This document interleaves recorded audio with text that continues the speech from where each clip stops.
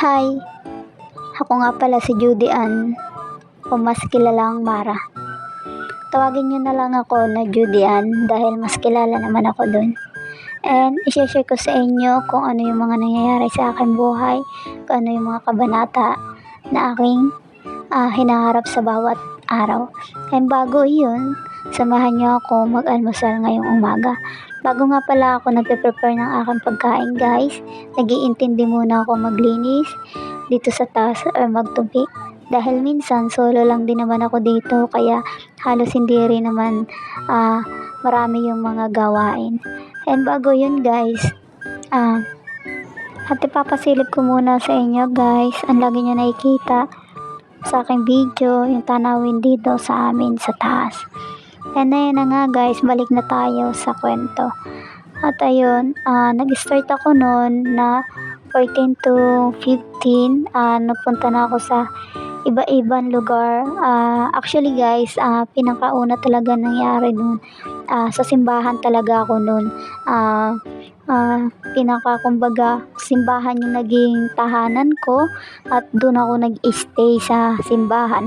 Nag-aral ako ng Bible, then nag-start ako na mag-serve kay Lord, na maglingkod sa Kanya at i-share yung mga salita niya.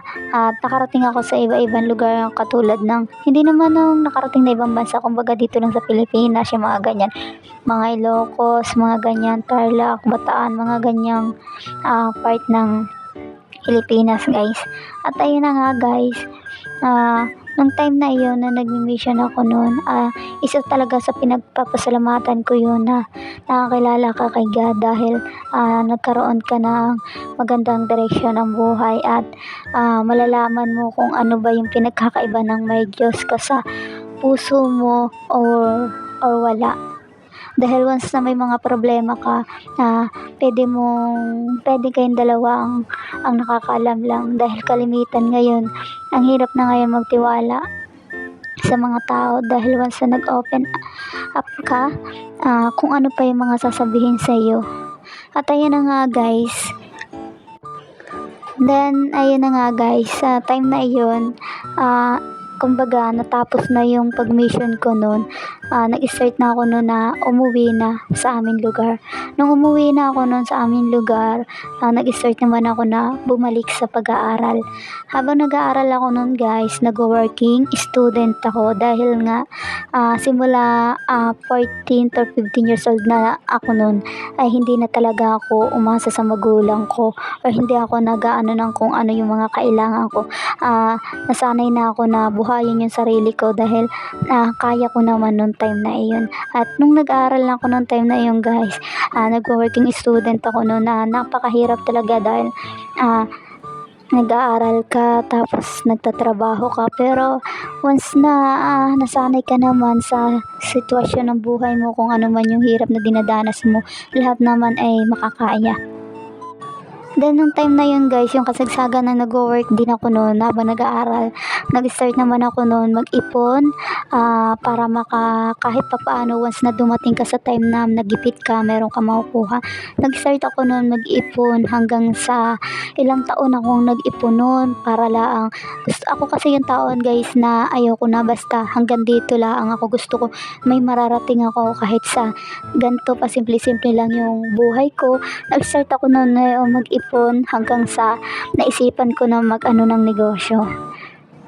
Yun guys. So, nag-ano ako ng negosyo guys noon. Pinag-isipan ko mabuti kung magtitindahan ba ako or kung ano yung gagawin ko na bagay na pwede kong pagkakitaan. Dahil sa hirap ng buhay ngayon, sa mahal ng bilihin, ay kailangan natin yung kumikita talaga.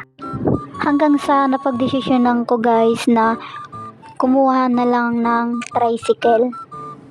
Ayun, kasi sa tricycle naman, kahit hindi kalakihan ng kita, at least araw-araw may pumapasok sa'yo na income. At ayun na nga guys, fast forward tayo guys. Continue muna natin yung about dun sa negosyo na yun.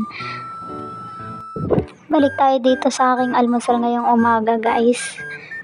next vlog na uli natin pagpatuloy mga kwentuhan. Saging nga lang pala yung aking inalmusal guys ngayong umaga, at saka nagtimpla ako ng coffee ko black. Hindi ako mahilig sa gatas dahil nauunga, yung parang nasasawa na ako ganyan. Kaya mas okay sa akin itong coffee ko black. And hindi rin ako dito kasi sinisikmura, hindi katulad ng sa mga Nescafe o mga ibang ng kape.